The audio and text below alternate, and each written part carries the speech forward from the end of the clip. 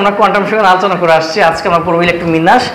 Electron বিন্যাস বলতে বোঝায় একটা মৌলের বিভিন্ন কক্ষপথে ইলেকট্রন সজ্জা বা প্যাটার্ন, যেটা একটা মৌলের বিভিন্ন কক্ষপথে ইলেকট্রনের সজ্জা বা প্যাটার্ন, একে বলে ইলেকট্রন বিন্যাস। তো তিন ভাবে মূলত ইলেকট্রন বিন্যাস করা যায়।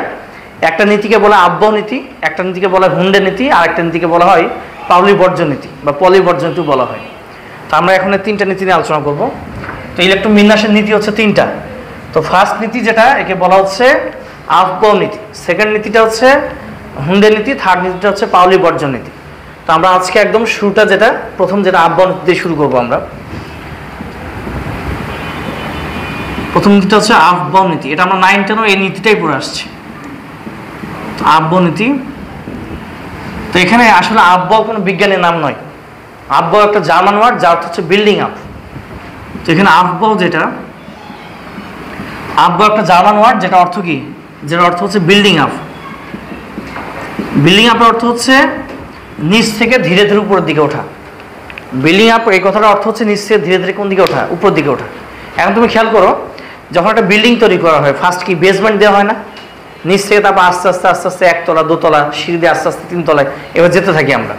তো মূলত বিল্ডিং আপ বলতে বোঝাচ্ছে মূলত ইলেকট্রন আগে নিচের যে শক্তি সেখানে প্রবেশ করবে, এরপর তুলনামূলক যেখানে অধিক শক্তি অরবিটাল পাবে বা উপশক্তি স্তর পাবে, ইলেকট্রনের পর সেখানে প্রবেশ করবে। তো এটাকে মূলত বলা হয় আব্বাও নীতি। তাহলে একটু লিখে নাও, লিখো পরমাণুতে ইলেকট্রন প্রবেশের সময়, পরমাণুতে ইলেকট্রন প্রবেশের সময় প্রথমে নিম্ন শক্তি অরবিটাল পূর্ণ করে।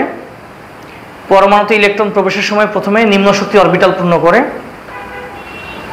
পরমাণুতে ইলেকট্রন প্রবেশের সময় প্রথমে নিম্ন শক্তি অরবিটাল পূর্ণ করে। এরপর ক্রমান্বয়ে উচ্চ শক্তি অরবিটালগুলো পূর্ণ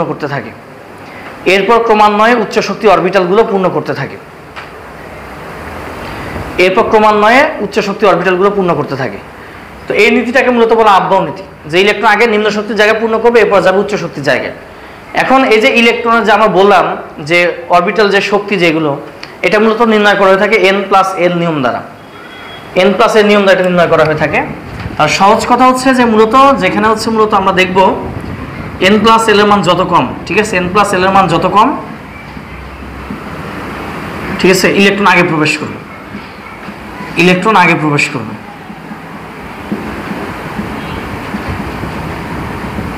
n+l এর মান যত কম, ইলেকট্রন সেখানে আগে প্রবেশ করবে।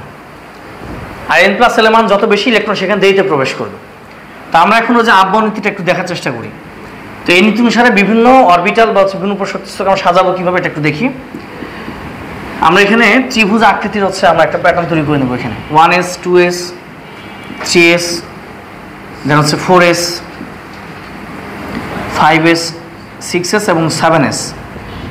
এরপর আমরা এখানে নিব হচ্ছে 2p 3p, এরপর 4p 5p এবং 6p নিচ্ছি এখানে। আবার এখানে একটা বাদ দিতে হবে। এখানে নিব আমরা 3d 4d এবং 5d, আর লাস্ট এখানে বলছে আমরা একটা 4f নিব।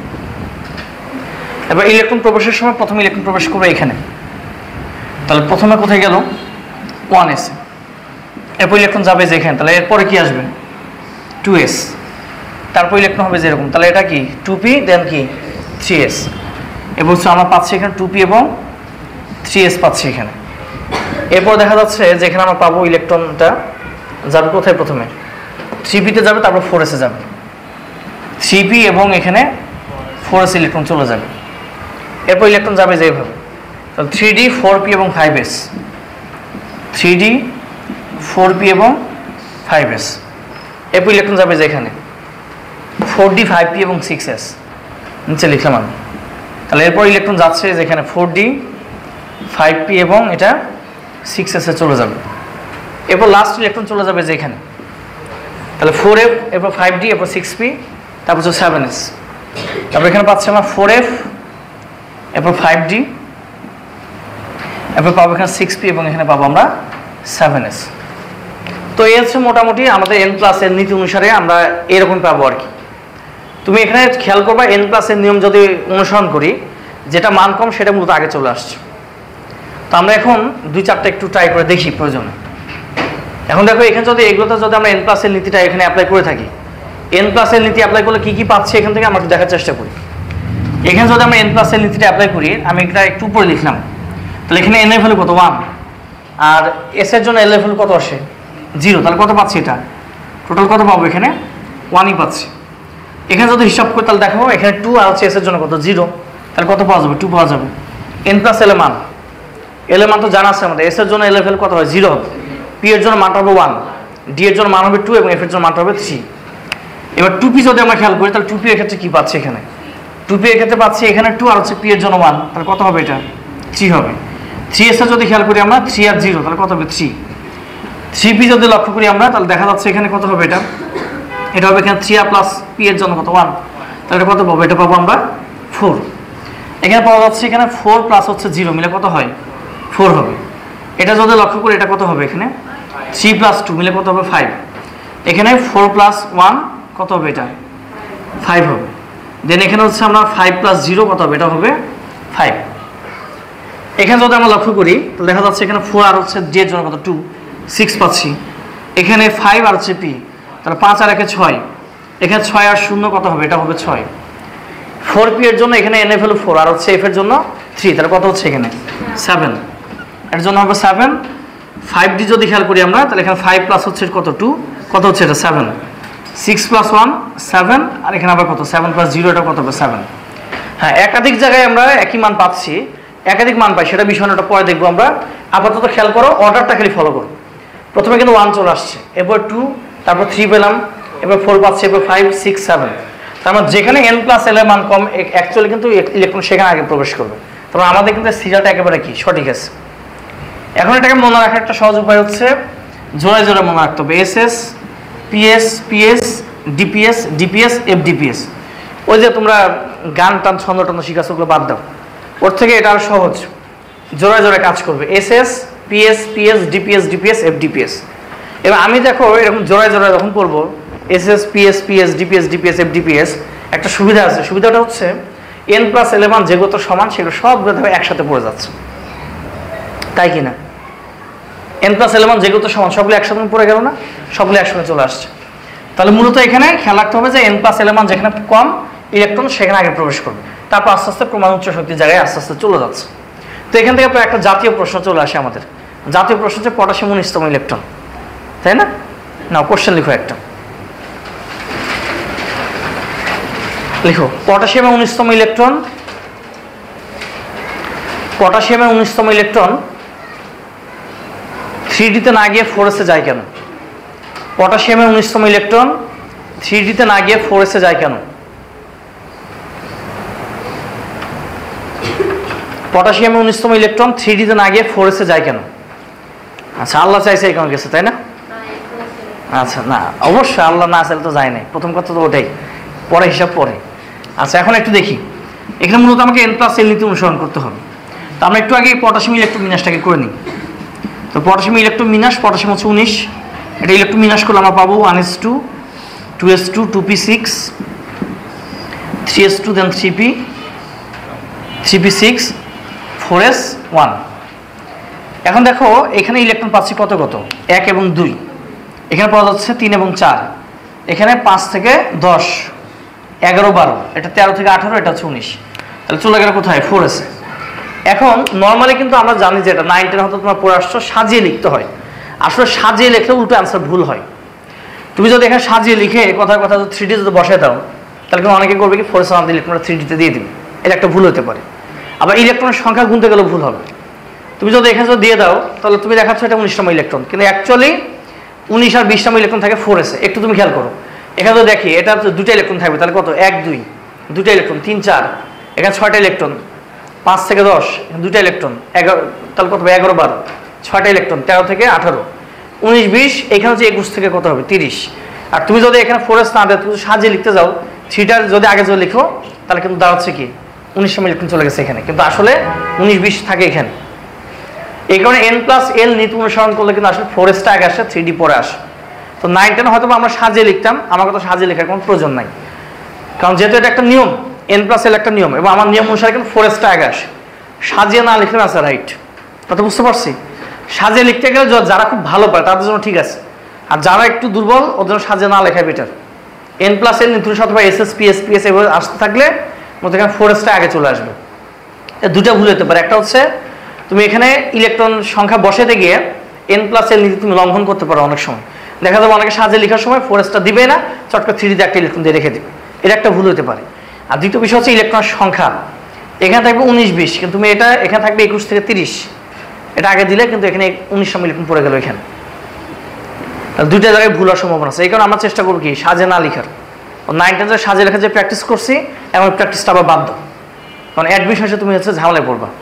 অ্যাডমিশনের কোশ্চেনগুলোতে তোমার সঠিক ইলেকট্রন নাম্বারটাকে বের করতে হবে। আমরা আজকে দেখবো ওরকম একটা জিনিস, আজকে নিয়ে আলোচনা হবে ওরকম। তো মূলত সঠিক জিনিসটা তোমাকে ঠিকঠাক মতো লিখতে হবে। এই কারণে সাজিয়ে না লেখাই আমার পক্ষে কি বেটার। বুঝতে পারলাম? তো ঠিক আছে, তাহলে এখানে 4s চলে আসবে। এখন দেখি আমরা যে তাহলে এখানে আমাদের বিতর্কটা কি নিয়ে, 3D আর হচ্ছে 4s নিয়ে। তাহলে এখন আমরা একটু দেখি 3D আর 4s এর মধ্যে বিতর্কটা কি হয়। তাহলে n+l এর মান দেখতে হবে। n+l এর মান যেখানে কম ইলেকট্রন সেখানে আগে প্রবেশ করবে, এই তো কথা। তাহলে দেখা যাচ্ছে এখানে n এর ভ্যালু কত 3 আর d এর জন্য l এর ভ্যালু 2, তাহলে কত পাচ্ছি টোটাল 5। আর 4s যদি খেয়াল করি এখানে n এর ভ্যালু 4 আর s এর ভ্যালু এখানে l এর জন্য কত হবে 0 হবে। তাহলে টোটাল কত পাচ্ছি এখানে, টোটাল পাচ্ছি 4। তাহলে n+l এর মান কম কোথায়, n+l এর মান কম হচ্ছে 4s। এই কারণে ইলেকট্রনটা 3D তে না গিয়ে কোথায় যায়, 4s চলে যাবে। বুঝতে পারলাম কিনা, বোঝা গেল এটা? তো এটা ছিল হচ্ছে আমাদের আব্বাও নীতি। এখন এর সাথে আরেকটা নীতি জড়িত যাকে বলে ম্যাডিল্যাং এর নীতি বলা হয়, ম্যাডিল্যাং। চলো এটা আমরা একটু শিখে নিই। তো এটা বুঝতে পারলাম n+l এর মান যেখানে কি কম হবে ইলেকট্রন সেখানে আগে প্রবেশ করবে। আচ্ছা, এর সাথে আরেকটা আব্বাও নীতির মধ্যে একটা সাব টপিক হচ্ছে ম্যাডিল্যাং এর নীতি।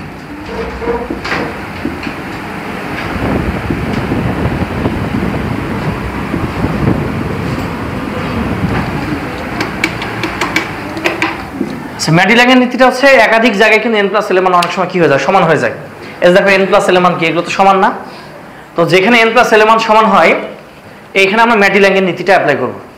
ম্যাডিল্যাং এর নীতিটা হচ্ছে একাধিক ক্ষেত্রে n+l এর মান সমান হলে যেখানে n এর মান কম ইলেকট্রন সেখানে আগে প্রবেশ করে।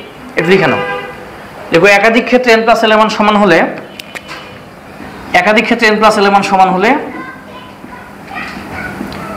একাধিক ক্ষেত্রে n+l এর মান সমান যদি হয়, সমান হলে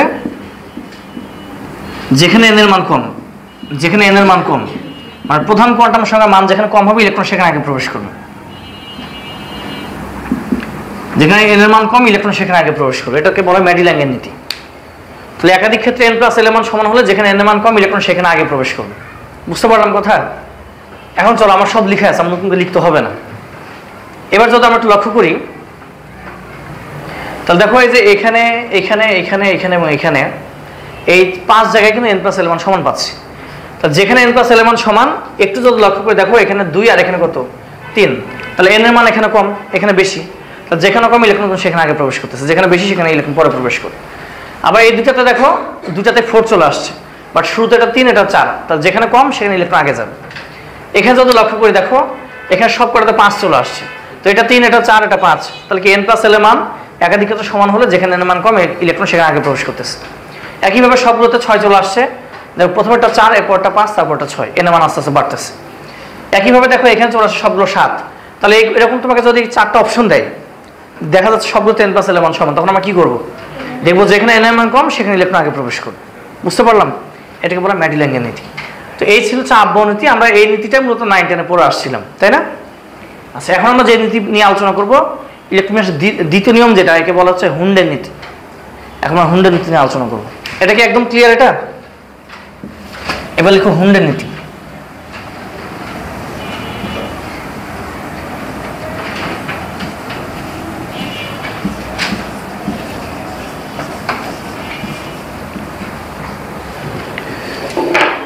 এবার লিখো হুন্ডের নীতি।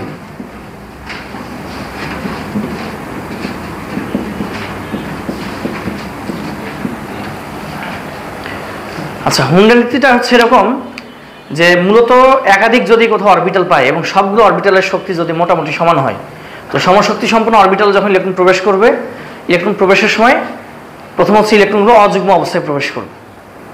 ইলেকট্রনগুলো প্রবেশের সময় কি করবে? অযুগ্ম অবস্থা মানে বিজোড় অবস্থায় একটা একটা করে ইলেকট্রন প্রবেশ করবে। এরপরে সেই অযুগ্ম ইলেকট্রনের স্পিন হবে সমমুখী, মানে একই দিকে থাকবে সেগুলো।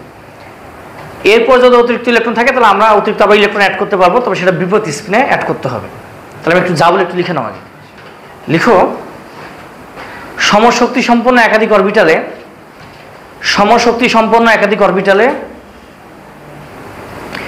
সমশক্তি সম্পন্ন একাধিক অরবিটালে ইলেকট্রন প্রবেশের সময় সমশক্তি সম্পন্ন একাধিক অরবিটালে ইলেকট্রন প্রবেশের সময় সমশক্তি সম্পন্ন একাধিক অরবিটালে ইলেকট্রন প্রবেশের সময় অযুগ্ম অবস্থায় প্রবেশ করবে। অযুগ্ম অবস্থায় প্রবেশ করবে। সমশক্তি সম্পন্ন একাধিক অরবিটালে ইলেকট্রন প্রবেশের সময় অযুগ্ম অবস্থায় প্রবেশ করবে, মানে কি বিজোড় অবস্থায় একটা একটা ইলেকট্রন প্রবেশ করবে, অযুগ্ম অবস্থায় ইলেকট্রন প্রবেশ করবে এবং তাদের স্পিন হবে সমমুখী এবং তাদের স্পিন হবে সমমুখী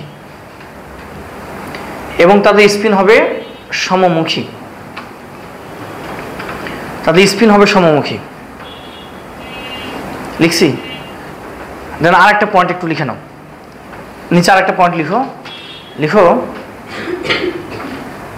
অরবিটাল অর্ধপূর্ণ হয়ে গেলে অরবিটাল অর্ধপূর্ণ হয়ে গেলে অরবিটাল অর্ধপূর্ণ হয়ে গেলে ইলেকট্রন শুরু থেকে অরবিটাল অর্ধপূর্ণ হয়ে গেলে ইলেকট্রন শুরু থেকে বিপরীত স্পিনে যুক্ত হয়। অরবিটাল অর্ধপূর্ণ হয়ে গেলে ইলেকট্রন শুরু থেকে বিপরীত স্পিনে যুক্ত হয়। অরবিটাল অর্ধপূর্ণ হয়ে গেলে ইলেকট্রন শুরু থেকে বিপরীত স্পিনে যুক্ত হয়। লেখা শেষ? তাহলে এখন আমরা চলো এর বিষয়টা একটু দেখার চেষ্টা করি। তো আমরা এখানে P1 থেকে 6 পর্যন্ত নিয়ে আমরা পুরো ব্যাখ্যাটা দেখার চেষ্টা করব। তাহলে এখন দেখো আমরা এখানে P1 নিলাম, P2 নিব, P3 নিচ্ছি এখানে, দেন P4, P5, P6 নিলাম। তো আমরা জানি P এর অরবিটাল কয়টা হয়? 3টা না? 3টা। যদি আমরা কোনো বাহ্যিক প্রভাব অ্যাপ্লাই না করি তাহলে এদের শক্তি সমান থাকে, আর বাহ্যিক প্রভাব অ্যাপ্লাই করলে শক্তির মানটা কম বেশি হয়ে যায়। দেখো আমি যেদিন ম্যাগনেটিক কোয়ান্টাম সংখ্যা পড়াই সেদিন কিন্তু এটা -1 0 +1 যখন দেখাই তখন কিন্তু শক্তিটা কিন্তু কম বেশি ছিল, খেয়াল আছে এটা? আচ্ছা, ওইখানে আমরা চুম্বক ক্ষেত্রে অ্যাপ্লাই করছি, বিদেশ শক্তিটা কম বেশি হয়ে যায়, কিন্তু এখানে আমরা কোনো কিছু অ্যাপ্লাই করবো না, বিদেশ শক্তির মানটা কী হবে এখানে সমান, এটা ক্লিয়ার থাকতে হবে। ওই দিন আমরা দেখে আসছিলাম শক্তিমান কম বেশি হয় কারণ ওখানে চুম্বক ক্ষেত্রে অ্যাপ্লাই করা হয়েছে, আর এটা একদম হচ্ছে নিরপেক্ষ হচ্ছে, মানে কোনো ঝামেলা নাই এখানে, কোনো অ্যাপ্লাই কিছু যদি অ্যাপ্লাই না করি তাহলে এটা কী হবে, মানগুলো সবগুলো সমান হবে, 3টা ঘরে মানে কি সমান। আচ্ছা, এবার খেয়াল করুন, তাহলে এখন আমরা করবো কি, ইলেকট্রন প্রবেশ করবো। এখানে ইলেকট্রন কয়টা? একটা স্পিন দেখা দিলাম উপরের দিকে, এই যে এটাকে বলছি স্পিন বলা হয়, একটা ইলেকট্রন স্পিন দেখা দিলাম উপরের দিকে। এখন দেখা যাচ্ছে এখানে ইলেকট্রন 2টা, তা 2টা স্পিন 2 ঘরে দেখা দিলাম। এখন তুমি যদি মনে করো না প্রথমে একবার 2টা দিয়ে দিব, হবে না, 2টা দিলে কিন্তু সমস্যা আছে, কারণ এখানে আমরা কি বললাম, ইলেকট্রনগুলো অযুগ্ম অবস্থায় প্রবেশ করবে এবং তাদের স্পিন হবে একই দিকে। দেখো এটা স্পিন যেদিকে, এটা স্পিন কিন্তু উপরের দিকে আছে। এটা যতক্ষণ পর্যন্ত আমার হাতে ইলেকট্রন থাকবে এবং ঘর ফাঁকা থাকবে, একটা করে ইলেকট্রন আমাকে দিতেই হবে। এরপরে যদি বলছে যে অর্ধপূর্ণ যদি হয়ে যায়, দেখো তো এবার অর্ধপূর্ণ হয়ে গেল না? তা 4টা যখন ইলেকট্রন থাকবে, যখন এখানে অর্ধপূর্ণ হয়ে যাচ্ছে, অর্ধপূর্ণ হলে আমরা এবার কি করবো, ইলেকট্রনগুলো বিপরীত স্পিনে যুক্ত করে দিব। ইলেকট্রনগুলো দেখো যে বিপরীত স্পিনে যুক্ত করলাম, তাহলে একটা উপর দিকে আরেকটা কোন দিকে, নিচের দিকে। তো নর্মালি যখন কোনো একটা ইলেকট্রন উপর দিকে থাকে এটাকে ধরা হয় +1/2, আর ইলেকট্রন নিচের দিকে থাকলে তাকে ধরা হয় -1/2, স্পিন কোয়ান্টাম সংখ্যা যেটা। তাহলে এবার দেখো 5টা ইলেকট্রন, তাহলে এখন তুমি কি করবো, 5টা ইলেকট্রন একটু এদিকে তাকাও তো, একটু এদিকে লিখে বন্ধকের দিকে তাকাও, এই যে আমি বসালাম 5টা ইলেকট্রন, ঠিক আছে কিনা? অ্যান্সার ঠিক আছে, কিন্তু লেখার সিস্টেম ভুল। ইলেকট্রন দিতে হবে কোনটা, কয়টা করে, আগে একটা করে দিতে হবে, এরপর আবার একটা করে দিতে হবে। আমি বলতে পারো যদি আমি যদি একটা একবার যদি 2টা করে দিই, সমস্যা আছে, দেওয়া যাবে না, দিলে অনেক সময় তুমি এটা অ্যান্সার ভুল করতে পারো। তোমাকে আমি কিছু উদাহরণ দেবো, জিনিসটা বোঝার চেষ্টা করি। ধরে নাও তোমাকে বিয়ের বাড়িতে গেছো, এখন সবথেকে আকর্ষণীয় যে খাবার সেটা তোমাকে সার্ভ করতে দিল রোস্ট সার্ভ করতে দিছে। এখন তুমি করলে কি, প্রথম বেঞ্চে 6 জন তোমার ফ্রেন্ড বসে আছে, সবাইকে একটা করে দিছো, দেওয়ার পর বলছো বন্ধু আরেকটা চাচ্ছে তোমার থেকে। আর তুমি চিন্তা করছো ঠিক আছে 6 জনের 6টা দিয়ে দিলা, দেওয়ার পর দিতে দেখা যাচ্ছে শেষের দিকে যে 6 জন পায় নাই। তুমি যে সুন্দরকে বলতে আল্লাহ তোমাদের রিজিকে রাখে না, চলে যাও। যাওয়ার সময় তোমাকে XYZ বলে গালি দিতে সুন্দর করে চলে যাবে বাসায়, অসুবিধা নেই। এবং গিয়ে বাসায় গিয়ে বদনাম করবে ওদের বাড়িতে খাবার শেষ হয়ে গেছিল, পাই নাই। তাহলে বোঝা গেল কী করতে হবে, আগে সবাইকে আগে একটা করে দিতে হবে। এরপর যদি থাকতো আমি দিতাম আমার ফ্রেন্ডকে, একটা সমস্যা গিয়েছে, তাহলে কী করতে হবে, আগে সবাইকে আগে একটা করে দিতে হবে, থাকলে আবার কী করতে হবে, অতিরিক্ত একটা পরে দেওয়া যাবে, শুরুতে কিন্তু দেওয়া যাচ্ছে না, ঠিক আছে। তাহলে এখন দেখো এখানে আবার তুমি যদি মনে করো আমি এরকম করে দিব, লেখার সিস্টেমটা অবশ্যই ভুল, আচ্ছা ঠিক আছে, আসলে ভাবে এভাবে দেওয়া যাবে না। তোমাকে আমি আরেকটা লজিক দিই। এবার ধরো তুমি আরেকদিন অন্য একটা বিয়ে বাড়িতে গেছো, ওরা জানে তুমি ভালো হচ্ছে রোস্ট সার্ভ করতে পারো, বুঝে সাদা কোনটা কার লেগ পিস দিতে হবে আর কার সিনার অংশ দিতে হবে সেটা তুমি ভালো বোঝো, তোমার দিয়ে দিচ্ছে যে তুমি একটু সার্ভ করো। এবার তুমি যে কাজ করলা সেটা হচ্ছে দেওয়ার সময় তুমি আগেই তোমাকে বলে দিছে বাড়িওয়ালা যে 50 জন লোক বসছে, এখানে 100 পিস রোস্ট আছে, যদি কোনো সমস্যা না থাকে তুমি 2টা করে দিয়ে দিবে। তুমি করলা কি, তুমি প্রথমে বন্ধু পাইছে একবার শুধু 2টা করে দেওয়া শুরু করছে, একদম দিতে দিতে দেখা গেছে সবাই 2টা করে রোস্ট পাইছে, 48 জন রোস্ট পাইছে। লাস্টে 4 জনকে রোস্ট দিতে যা, লাস্টে 2 জনকে রোস্ট দিব করে 4টা না, দেখা যাচ্ছে 4 পিস রোস্ট একেবারে ভাঙা। ভাঙা রোস্ট এখন দেওয়া যাবে? বাড়িওয়ালা কি কইছিল, যদি সমস্যা না থাকে তাহলে 2টা করে দিও, তুমি তো সমস্যা আছে না নাই তুমি দেখো নাই, আগে 2টা করে দেওয়া শুরু করে দিছো।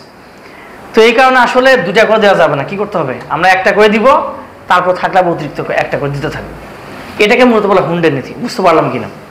তাহলে হুন্ডের নীতি অনুসারে ইলেকট্রনগুলো স্পিন হবে একই দিকে, এদের পরে যারা প্রবেশ করছে তাদের স্পিন কিন্তু সব নিচের দিকে, প্রথমে যারা প্রবেশ করবে প্রত্যেকের স্পিন কোন দিকে, উপরের দিকে। এটাকে বলে হুন্ডের নীতি। তাহলে বুঝতে পারলাম কিনা? আর হুন্ডের নীতি অনুসারে ধরো আমরা 2-1টা মৌল ইলেকট্রন বিন্যাস করতে চাচ্ছি, কথার কথা আমরা কার্বন ইলেকট্রন বিন্যাস করবো হুন্ডের নীতিতে।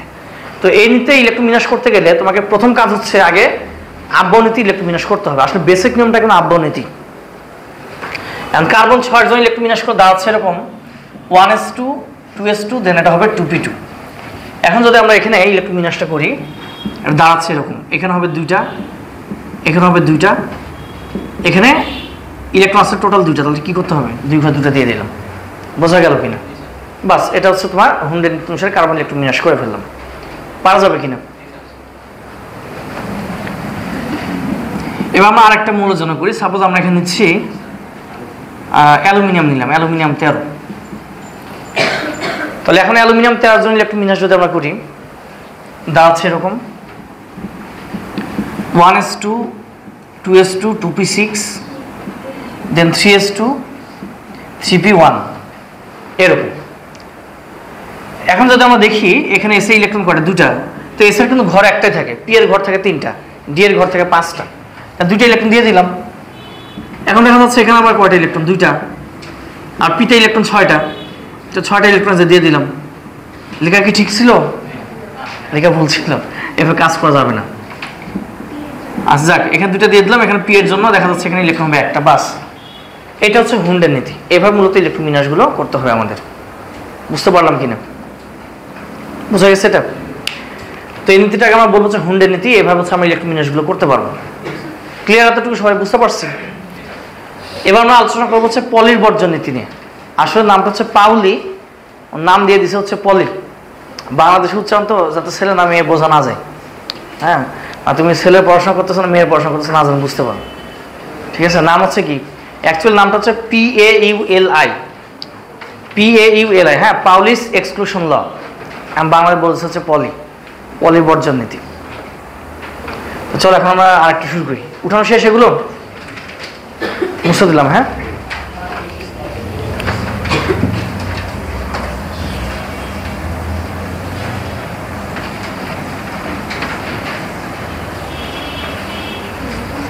আচ্ছা, পাউলি বর্জনতে যাওয়ার আগে আমরা ছোট্ট একটা বিষয় নিয়ে একটু আলোচনা করি।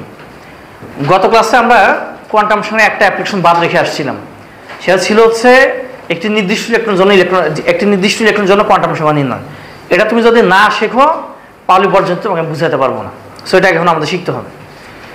তো এটা মূলত অ্যাপ্লিকেশন হচ্ছে গত 4টা শিখে আসছিলাম না, আসলে এটা কিন্তু অ্যাপ্লিকেশন 5 ধরতে গেলে অ্যাপ্লিকেশন 5। তো আমরা ওগুলো টপিকের নাম না লিখলাম, টপিকের নাম দাও একটি নির্দিষ্ট ইলেকট্রন জন্য কোয়ান্টাম সংখ্যা নির্ণয়। টপিকের নাম দাও একটি নির্দিষ্ট ইলেকট্রন জন্য কোয়ান্টাম সংখ্যা নির্ণয়, একটি নির্দিষ্ট ইলেকট্রনের জন্য কোয়ান্টাম সংখ্যা নির্ণয়।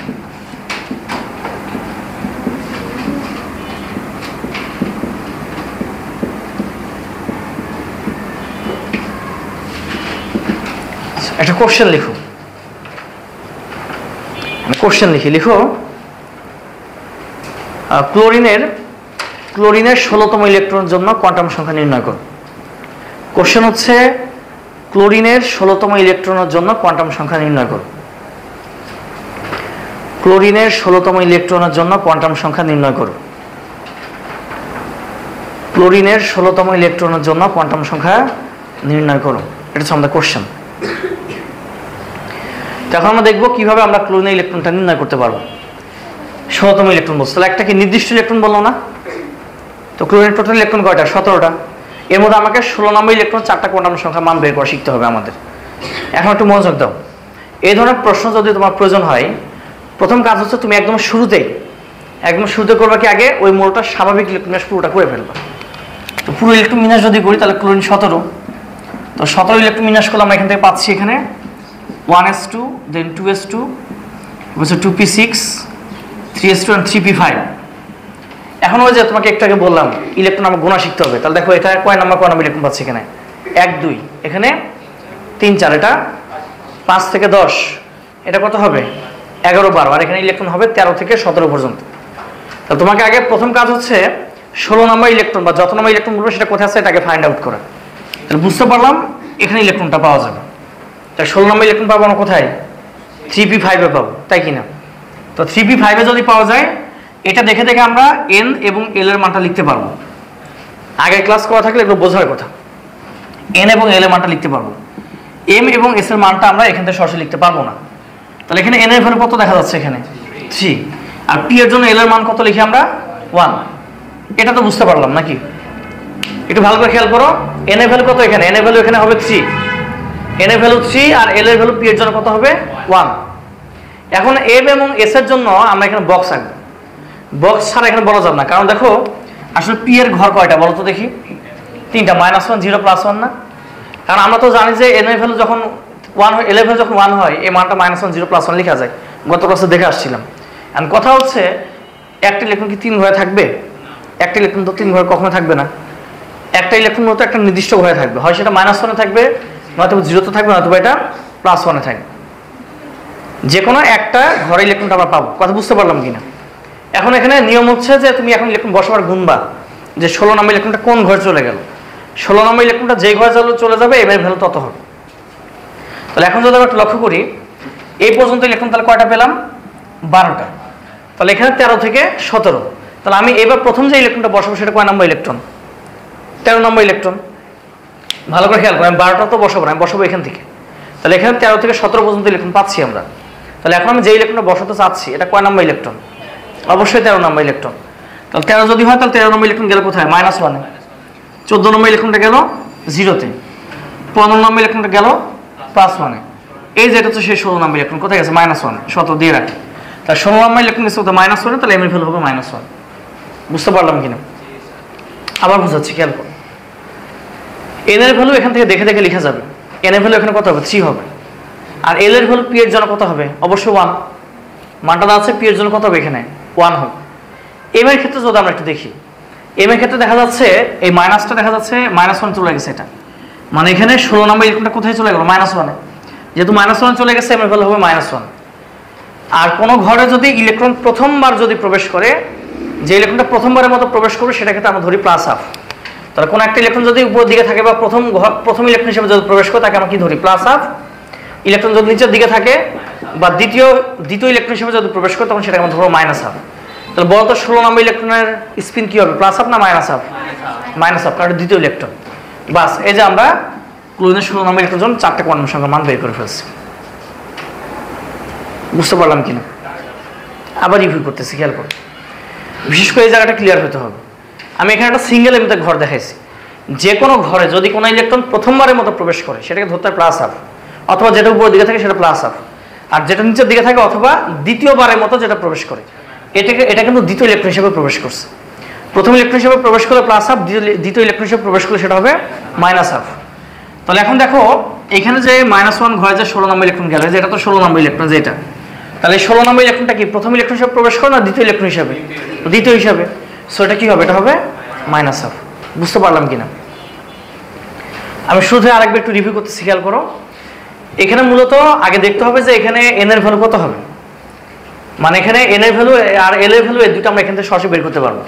আমরা আগে পুরো মৌল ইলেকট্রন বিনাশ করে ফেলবো। পুরো মৌল ইলেকট্রন বিনাশ করার পর যত নম্বর ইলেকট্রন বলবে নির্দিষ্ট ইলেকট্রনটা কোথায় পাচ্ছি সেটাকে ফাইন্ড আউট করতে হবে। তার নির্দিষ্ট ইলেকট্রন কোথায় পেলাম, 3 পাচ্ছি, এটা যে এখানে পাচ্ছি, তার মানে এটা কি 3 হবে এটা। এরপর পি এর জন্য মানটা হবে 1, আর এম এর জন্য মানটা -1 0 +1 হতে পারে, কিন্তু একটা নির্দিষ্ট ইলেকট্রন নির্দিষ্ট ঘরেই থাকবে। সো এখন ইলেকট্রন বসার সময় গুণবার বসাবো। তাহলে এটার উপরটা কত, 13, 14, এটা 15, এটা 16, এটা 17। তাহলে 16 নম্বর ইলেকট্রন গেছে -1, বিধায় এটা -1, এস এর ভ্যালু হবে এখানে -1। বুঝতে পারলাম? আমরা আরেকটা একটু দেখি। ধরুন সোডিয়ামের 11 নম্বর ইলেকট্রন বের করবো আমরা। সোডিয়ামের 11 একদম শেষ ইলেকট্রনটা বের করতে চাচ্ছি আমরা এখানে। তাহলে আগে ইলেকট্রন বিন্যাস করে ফেলি, 1s2, 2s2, then 2p6 and 3s1। ঠিক আছে, 16 আমার হচ্ছে 11, আমরা হচ্ছে এখানে সোডিয়াম 11 জন ইলেকট্রন নষ্ট করে ফেললাম। এখন দেখো আমাকে বের করতে হবে 11 নম্বর ইলেকট্রন। তাহলে 11 নম্বর ইলেকট্রন অবশ্যই এখানে পাবো আমরা, তাই কি না? তাহলে এন এর ভ্যালু এখান থেকে কত হবে, 3, এল এর ভ্যালু হবে, পি এস এর জন্য কত, 0। আবার এম আর এস বের করতে হলে কী করতে হবে, বক্স রাখতে হবে। তো এস এর তো ঘরই একটা, এস এর তো অরবিটাল একটাই হয়, এটা আমরা পড়ে আসছি। এবং তার নাম কত, নাম কি, নামও কিন্তু 0 হয়। এটা যেমন -1 0 +1, এটা শুধু 0 হয়। লাস্ট ক্লাস আমরা দেখে আসছিলাম। তাহলে এখন এটা ইলেকট্রন একটা অবশ্যই এখানে চলে যাবে, অন্য কোথাও যাওয়ার সুযোগ নেই। তাহলে এর মান কত হবে, 0 হবে। আর যেহেতু একটা ইলেকট্রন, প্রথম ইলেকট্রন হিসেবে এটা কত হবে, এটা হবে +1। বাস, এটা পাওয়া যাবে কিনা এ পর্যন্ত পারবো? তো এখন আমরা ইলেকট্রন বিন্যাসের তৃতীয় যে নীতিটা, পাউলি বর্জন, এটা নিয়ে আলোচনা করব। তো একটু লিখে নাও, এটা অনেক সময় ক নম্বরের পরীক্ষাতে আসে। লিখো, কোন একটি ইলেকট্রনের, কোন একটি পরমাণুর, লিখো, কোন একটি পরমাণুর যে কোনো দুটি ইলেকট্রনের, কোন একটি পরমাণুর যে কোনো দুটি ইলেকট্রনের, কোন একটি পরমাণুর যে কোনো দুটি ইলেকট্রনের 4টি কোয়ান্টাম সংখ্যার মান, কোন একটি পরমাণুর যে কোনো দুটি ইলেকট্রনের 4টি কোয়ান্টাম সংখ্যার মান একই সাথে সমান হতে পারে না। 4টি কোয়ান্টাম সংখ্যার মান একই সাথে সমান হতে পারে না। কোন একটি পরমাণুর যে কোনো দুটি ইলেকট্রনের 4টি কোয়ান্টাম সংখ্যার মান একই সাথে সমান হতে পারে না, মানে একটা হলো অমিল থাকবেই, 4টা একসাথে সমান হবে না। ঠিক আছে, তাহলে কোনো একটা পরমাণুর যে কোনো দুটি ইলেকট্রন 4টা কোয়ান্টাম সংখ্যা একসাথে কি হবে না, সমান হবে না। তো এটা অনেক সময় ক নাম্বার আসে যে পাউলি বর্জনটা লেখো। লেখা খুবই সহজ। বাংলা লিঙ্কের টাকা দেখা হয় কত দেয় জানো, *124#, গ্রামে দেখো *566#।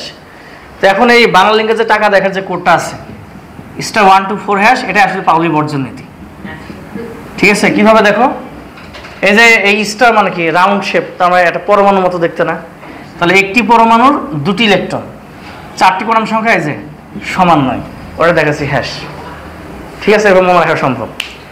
তাহলে একটি পরমাণু দুটি ইলেকট্রন 4টি কোয়ান্টাম সংখ্যার মান সমান হবে না, একটা হলো কি ভিন্ন হবে। সর্বোচ্চ 3টা সমান হতে পারে, চতুর্থটা অবশ্যই তাহলে অসমানই থাকবে। তো চলো এখন আমরা একটা ব্যাখ্যা দেখি। আমরা ছোটোখাটো একটা পরমাণু নিচ্ছি, ধরুন আমরা কার্বন নিলাম। তো এখন কার্বনের জন্য আমরা, আচ্ছা আগে আমরা একটা ছোটো একটা ব্যাখ্যা দিয়ে আগে শুরুটা করি। আচ্ছা হিলিয়াম নিচ্ছি আমরা, ওই দিকটাতে পাওয়া যাচ্ছে হিলিয়াম 2, ইলেকট্রন বিন্যাস 1s2। এখন এই ইলেকট্রন পাওয়া যাচ্ছে 2টা, আমরা এই 2টা ইলেকট্রন জন্য 4টা কোয়ান্টাম সংখ্যার মান বের করে নিব। এখন আমরা এখানে আমরা n বের করব, l বের করব, m বের করব এবং s বের করে নিব এখানে আমরা। এখন দেখো তো এটা প্রথম এবং দ্বিতীয় দুটো ইলেকট্রন কিন্তু এর মধ্যেই পাওয়া যাচ্ছে। তাহলে প্রথম ইলেকট্রন জন্য এখানে n এর ভ্যালু কত হবে, 1, এখানে n এর ভ্যালু হবে 1।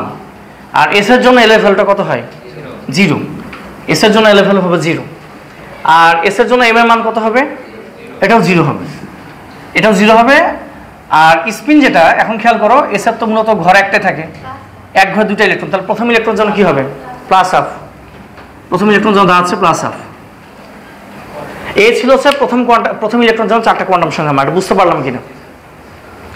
এবার দেখো দ্বিতীয় ইলেকট্রন কিন্তু আমরা এটার মধ্যেই পাচ্ছি আমরা। তাহলে এখানে n এর ভ্যালু আবারও কত হবে, 1, l এর ভ্যালু আবারও 0, m এর ভ্যালু 0 হবে। এখন s এর ভ্যালু যেহেতু দ্বিতীয় ইলেকট্রন, তাহলে দ্বিতীয় ইলেকট্রনে যে ওই ঘরের দ্বিতীয় ইলেকট্রন হিসেবে প্রবেশ করো, তাহলে কি হবে, এটা -1/2। তাহলে এখন দেখো একটাই পরমাণু হিলিয়াম যার 2টা ইলেকট্রন, তার আবার নিলাম 4টা কোয়ান্টাম সংখ্যা। দেখা যাচ্ছে যে এই 3টা মান সমান হলেও চতুর্থটা অবশ্যই কি ছিল, অসমান। তার 4টা একই সাথে সমান হয় না, একটা হলো অসমান থাকবেই। এটাকে বলা হয় পাউলি বর্জন নীতি, যে কোনো একটি পরমাণুর যে কোনো দুটি ইলেকট্রনের 4টা কোয়ান্টাম সংখ্যার মান কখন কি হবে না, সমান হবে না। বুঝতে পারলাম? বুঝতে পারলো তোমরা? তা আমরা এখন একটু এর থেকে একটু হালকা একটু বড় পরমাণু একটু আলোচনা করি। ধরুন একটা কার্বন পরমাণু নিচ্ছি আমরা, কারণ দেখি কার্বন পরমাণুর ক্ষেত্রে তাহলে কি হবে। মুছে দিলাম। হ্যাঁ,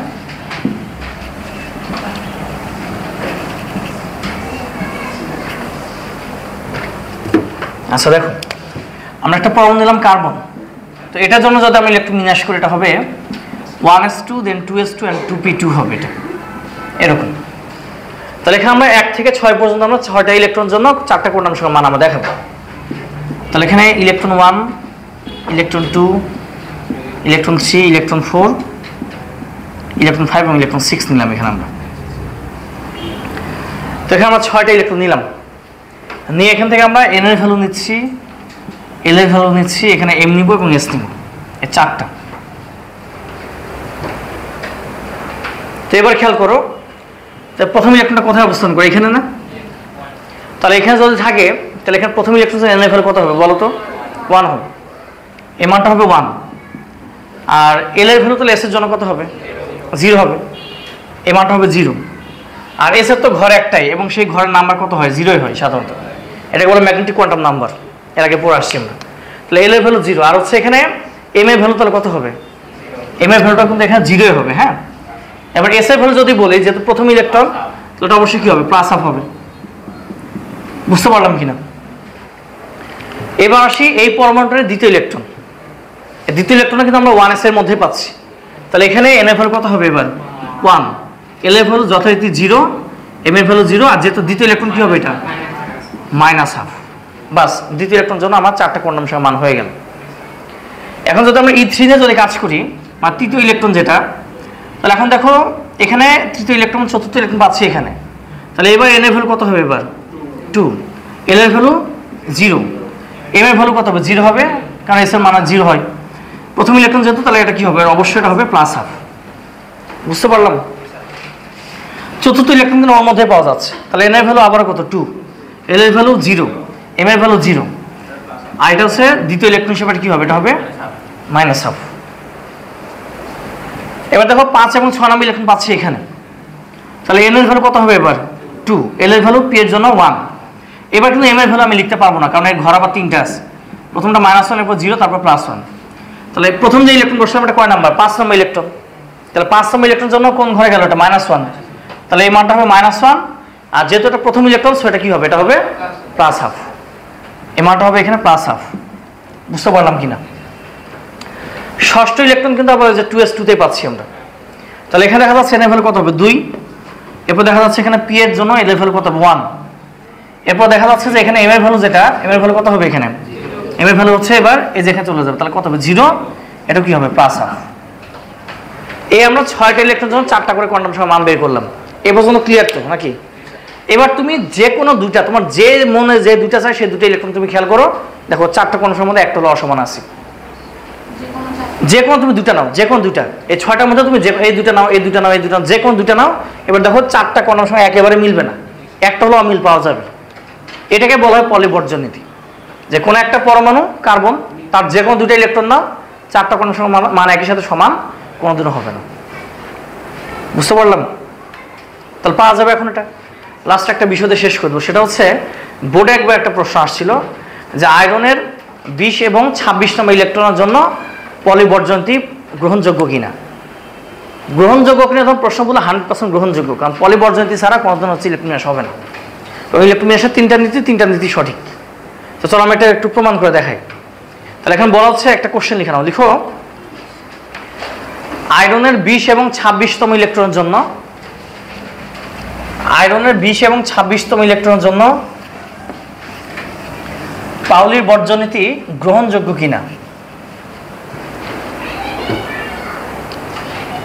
আয়রনের 20 এবং 26তম ইলেকট্রনের জন্য পাউলির বর্জনীতি গ্রহণযোগ্য কিনা, অথবা বলা যেতে পারে যে সমর্থন করে কিনা, এরকম প্রশ্ন বলতে পারে। তো চলো এটা আমরা একটু তাহলে ট্রাই করি। তাহলে আমাদের প্রথম কাজ হচ্ছে আগে টোটাল আয়রনটা আগে ইলেকট্রন বিন্যাস করে ফেলবো আমরা। তা আয়রন কত হবে? 26, তাই না? তা আয়রন 26 আগে ইলেকট্রন বিন্যাস করে নাও। আয়রন 26 নিলে দাঁড়াচ্ছে এখানে 1s2, এরপর হবে 2s2, দেন 2p6, এরপর 3s2 3p6, এরপর হচ্ছে 4s2 and 3d6। এটা দেখো তুমি যদি এখন যদি সাজিয়ে লিখতে চাও 3d আগে 4s পরে, তাহলে কিন্তু আনসার ভুল হবে, কারণ এখানে আছে 19-20 আর এখানে হচ্ছে 21 থেকে 26। তুমি যদি এটা এখানে দিয়ে দাও তাহলে এখানে কিন্তু 19 থেকে 24 হবে, আর 4s চলে যাবে হচ্ছে 25-26, সো আনসার ভুল হবে। এই কারণে আমার কথা হচ্ছে 9, 10 আমরা যে সাজিয়ে লিখে শিখে আসছি ওই প্র্যাকটিস আবার বাদ দিতে হবে, না সাজিয়ে লিখে আমাদের ফলো করতে হবে, কারণ এটা আসলে অ্যাকচুয়াল নিয়মটা কিন্তু n+l, আর n+l তুমি সাথে কিন্তু 4sটা আগে আসে। তো যাই হোক, এখন দেখো এখানে পাওয়া যাচ্ছে 1 2, এখানে ইলেকট্রন পাওয়া যাচ্ছে 3 4, এখানে 5 থেকে 10 11 12 13 থেকে 18, তাহলে 20 পাচ্ছি এর মধ্যে, 19 20 এখানে, আর 26 পাচ্ছি এর মধ্যে। তাহলে এখন দেখো আমরা এখানে ইলেকট্রন 20 নম্বর ইলেকট্রন আর 26 নম্বর ইলেকট্রন জন্য আমরা কোয়ান্টাম সংখ্যা 4টা আগে বের করে নিব। তাহলে এখান থেকে আমাদের n বের করতে হবে। বাস, এখন দেখি, এবার খেয়াল করো, তাহলে এখানে 20 নম্বর ইলেকট্রনটা কোথায় পাওয়া যাচ্ছে, যে এখানে, তারপর দিকে 20 নম্বর ইলেকট্রন এখানে পাওয়া যাচ্ছে না, যেহেতু 20 নম্বর ইলেকট্রন এখানে পাওয়া যায়, তাহলে এখানে n এর ভ্যালু কত হবে 4, n এর ভ্যালুটা হবে এখানে 4, আর s এর জন্য ঘরে একটাই, আর মানটা এল এর মান কত হবে 0 হবে, ঘরে একটা, ওটার মান কত হয় 0 হয়। এখন প্রথম ইলেকট্রনটা কিন্তু 19 নম্বর ইলেকট্রন, প্রথমটা 19, পরেরটা কত 20, যেহেতু এটা সেকেন্ড ইলেকট্রন বিধাটা কত হবে -½ বুঝতে পারলাম। এবার দেখো আমরা এবার হচ্ছে 26 নম্বর ইলেকট্রন জন্য একটু বের করে দেখি। 26 নম্বর ইলেকট্রন, 26 কিন্তু পাচ্ছি যে এখানে, তাহলে n এর ভ্যালু কত হবে, এবার 3 হবে, l এর ভ্যালু হবে এখানে d এর জন্য কত 2 হবে এটা। এবার m এর মান তো আমরা লিখতে পারবো না, এই যে বক্স রাখতে হবে, তো d এর বক্স কয়টা হয় 5টা, প্রথমটা -2 -1 0 +1 এবং +2। তো এখন যদি লক্ষ্য করি আমরা প্রথমে একটা একটা করে ইলেকট্রন বসাবো, তাহলে এই পর্যন্ত ইলেকট্রন কয়টা 20টা, তার প্রথম যে ইলেকট্রন বসাবো সেটা কয় নাম্বার 21। একটু এদিকে ইলেকট্রন বসানো একটু দেখো, লেখা বন্ধ করে দিকে একটু তাকাও, এটা 21, এটা কত 22 23 24 25, এই যে 26 নম্বর ইলেকট্রন যেটা, তাহলে কোন ঘরে গেল -2, তাহলে এম এর ভ্যালু হবে -2, যেহেতু সেকেন্ড ইলেকট্রন -1। বাস, এবার তুমি খেয়াল করো তো এই দুইটা ইলেকট্রন 4টা কোন সংখ্যা একদম হুবহু সেম হয়েছে, তো হয় না, তার মানে এটা পলে পর্যন্ত এটা মেনটেন করে বা অনুসরণ করে, সমর্থন করে এটাকে, বুঝতে পারলাম, তার মানে এটা গ্রহণযোগ্য। এইভাবে প্রশ্ন আসতে পারে। এই ছিল আমাদের ইলেকট্রন বিন্যাসের 4টা নিয়ম। এখন আমাদের লাস্ট একটা বিষয় আলোচনা করে শেষ করে দিই, অবস্থান্তর আয়নের ইলেকট্রন বিন্যাস অনেক সময় আমাদের ভুল হয়। অবস্থান্তর আয়নের ইলেকট্রন বিন্যাসটা ধরো তোমাকে দেওয়া হলো যে আয়রন 2+ ইলেকট্রন বিন্যাস কি হবে, আয়রন 2+ ইলেকট্রন বিন্যাসটা কি, তা আমাদের ম্যাক্সিমামের যেটা চিন্তা ভাবনা 24টা ইলেকট্রন আছে এখানে। আচ্ছা, এই সিস্টেমটা তোমরা জানো কি না, এই যে এই পর্যন্ত মূলত লিখতে হবে না, 18 না, কোন একটা মৌল যে পর্যায়ে অবস্থিত তার ঠিক আগের পর্যায়ে যদি নিষ্ক্রিয় গ্যাসের যদি আমরা লিখে থার্ড ব্র্যাকেট দিয়ে দিই নিষ্ক্রিয় গ্যাস লিখে, ওই নিষ্ক্রিয় গ্যাসের পারমাণবিক সংখ্যা যত ওই পর্যন্ত ইলেকট্রন বিন্যাস করতে হয় না। তারপর আর্গন লেখার অর্থ হচ্ছে আমাকে 18 পর্যন্ত ইলেকট্রন বিন্যাস করার প্রয়োজন নাই, তারপর এখানে জাস্ট কত 4s2 3d6। এখন আমাদের অনেকের চিন্তা ভাবনা দেখো, আগে উঠাবা না, অনেকের চিন্তা ভাবনা 4s2 দুটো ইলেকট্রন চলে আসে তাহলে 3d4 হবে, আচ্ছা ভুল। মাথায় রাখতে হবে ইলেকট্রন চলে যায় শেষ কক্ষপথ থেকে, ইলেকট্রন চলে যায় কোথায় শেষ কক্ষপথ থেকে, এই আনসারটা কিন্তু রাইট না, এটা কিন্তু রাইট না, ইলেকট্রন চলে যায় শেষ কক্ষপথ থেকে।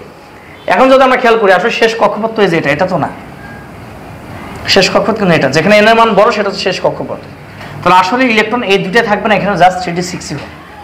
তাহলে এখন এটা যেন ভুল না হয় তার এখন উপায় কি, তার উপায় হচ্ছে তুমি আগে 26 ইলেকট্রন বিন্যাস করে নিবা, 26 ইলেকট্রন বিন্যাস করে ফেলাম, 4s2 3d6 26 জন্য করলাম, এরপর 2+ দিয়ে আসলে তোমার দুটো ইলেকট্রন বাদ দিতে হবে, বাস এই যে আনসার হয়ে গেল।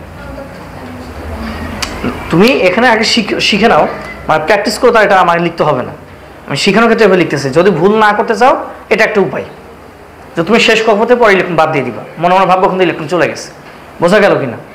তো আমি আরও দুটো মৌল ইলেকট্রন বিন্যাস করি, একটু কপার ইলেকট্রন বিন্যাসটা একটু দেখাই, এখানে ভুল হওয়ার সম্ভাবনা আছে। আমি এখানে তোমাকে কপার প্লাস এবং কপার 2+ ইলেকট্রন বিন্যাসটা একটু দেখাবো। এই অবস্থান তো আয়ন ইলেকট্রন বিন্যাস আমরা অনেকেই ভুল করে ফেলি। এখন দেখো কপার 29, আর্গন এটা ইলেকট্রন বিন্যাস ব্যতিক্রম, 4s1 3d10 হয়, জানা আছে তো এটা আমাদের, যে মূলত অর্ধপূর্ণ এবং পূর্ণ অরবিটাল যেগুলো সেগুলো সবসময় স্থিতিশীল হয়, এখন ডি এর মান কখন 4 বা 9 হয় না, তবে আয়নের ক্ষেত্রে যে কোনো কিছুই হয়। আয়ন যদি আমরা লিখি প্লাস বা মাইনাস আয়ন যখন আমরা হিসাব নিকাশ করবো, আয়নের ক্ষেত্রে যা দিবা তাই হবে, মৌলের ক্ষেত্রে ডির মান 4 এবং 9 হবে না, বাট আয়নের ক্ষেত্রে সবই সম্ভব। তাহলে এখন খেয়াল কত কপার প্লাস বলছে, তার মানে কি করতে হবে, এটা বাদ দিতে হবে, দিলে আনসার হয়ে গেল। বুঝতে পারলাম? তাহলে কপার 2+ যখন বলবে তাহলে এখন আমরা কি করব, তাহলে 2+ মানে দেখো ছিল কিন্তু এই যেরকম, তাহলে এখান থেকে একটা এখন বাদ দিলাম, একটা বাদ দিতে হবে এখান থেকে, তাহলে এটা কত হবে 3D 9 হবে। এখন অনেকে মনে প্রশ্ন ডি কি 9 হবে, অ্যান্সার তো হবে, কারণ এটা আয়ন। আয়নের ক্ষেত্রে যা দিবা তাই হবে, আয়নের ক্ষেত্রে ডির মান 4 হয় 9 হয়, কিন্তু মৌলের ক্ষেত্রে ডির মান 4 এবং 9 নেওয়া যাবে না, তখন 5 এবং 10 করে দিতে হয়, এটা আমরা আগে থেকে জানি। বুঝতে পারলাম? তাহলে এখন সহজ উপায় কি, আগে পুরো মৌল ইলেকট্রন বিন্যাস করবো, কয়টা ইলেকট্রন বাদ দিতে হবে, ওটা বাদ দিতে হবে কোন জায়গা থেকে, শেষ কক্ষপথ থেকে। বুঝতে পারলাম কিনা? ক্লিয়ার? তো আজকে এই পর্যন্ত।